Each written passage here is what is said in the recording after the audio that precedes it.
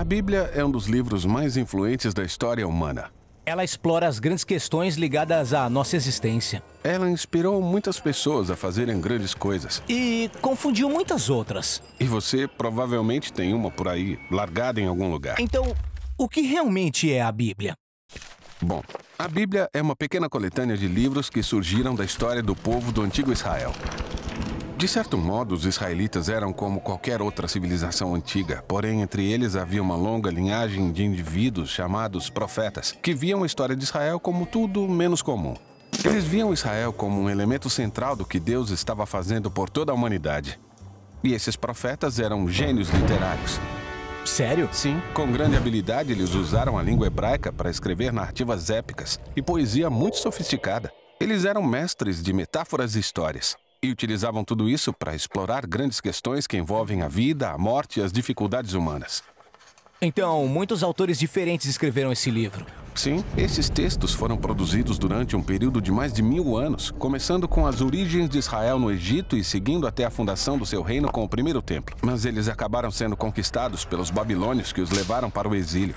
Depois, em um momento crucial na sua história, muitos israelitas voltaram para sua terra. Eles construíram o segundo templo e reformaram sua identidade. Foi aí que as escrituras judaicas começaram a se tornar naquilo que conhecemos hoje. Certo, a Bíblia judaica. E o que ela contém? Bom, em hebraico ela é designada por uma sigla, Tanakh. O T representa a Torá, às vezes chamada de a Lei. Esses são os 5 livros da história da fundação de Israel.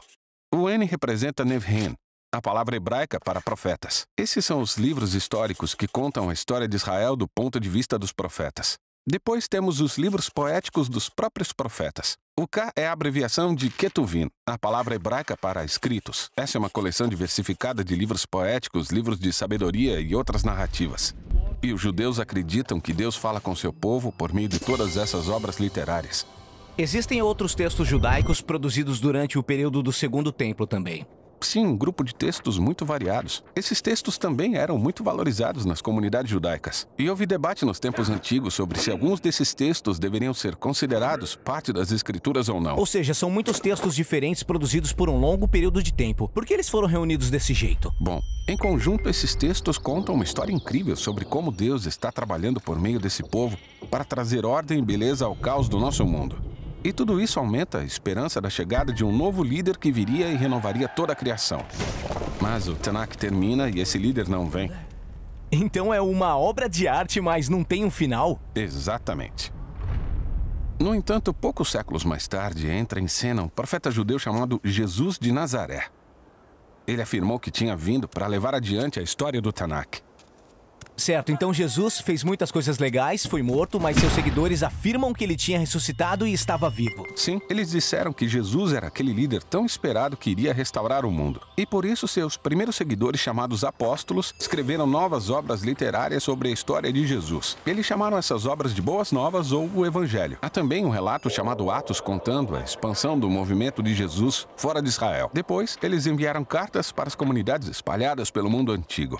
Eles consideravam esses textos como parte das Escrituras? Sim, os apóstolos escreveram tudo isso como sendo o cumprimento daquela história encontrada no Tanakh. E assim continuaram o brilhantismo literário da tradição judaica. Eles também acreditavam que Deus estava falando com o seu povo por meio desses textos, junto com as Escrituras de Israel. Então esses são o Antigo e o Novo Testamento. Mas o que os primeiros cristãos pensavam sobre a literatura do Segundo Templo? Grupos diferentes tinham opiniões diferentes sobre alguns desses livros. Eles liam e valorizavam esses textos porque foram passados adiante junto com as escrituras judaicas. Tá, temos o Tanakh, as escrituras judaicas, temos essas obras do período do Segundo Templo e depois os textos dos apóstolos sobre Jesus. Isso é muita literatura. Então, o que está dentro da minha Bíblia? Bem, o movimento cristão assumiu diferentes formas ao longo desses 2000 anos. Desde o início, todos os cristãos reconheceram o Tanakh e o Novo Testamento como escritura sagrada. E durante séculos, grande parte da literatura do Segundo Templo foi lida como parte da tradição bíblica. Após algum tempo, a Igreja Católica oficializou alguns desses livros e os chamou de livros deuterocanônicos. Algumas igrejas ortodoxas usavam até mais livros dessa literatura do Segundo Templo. Mas no século XVI, durante a Reforma, os cristãos protestantes quiseram voltar aos textos antigos dos profetas e apóstolos e aceitaram somente o Antigo e o Novo Testamento. Legal. Acho que entendi. Mas como uma coleção de livros produzida ao longo de milhares de anos por todos esses autores pode contar uma única história? Essa é a questão que vamos tratar no nosso próximo vídeo.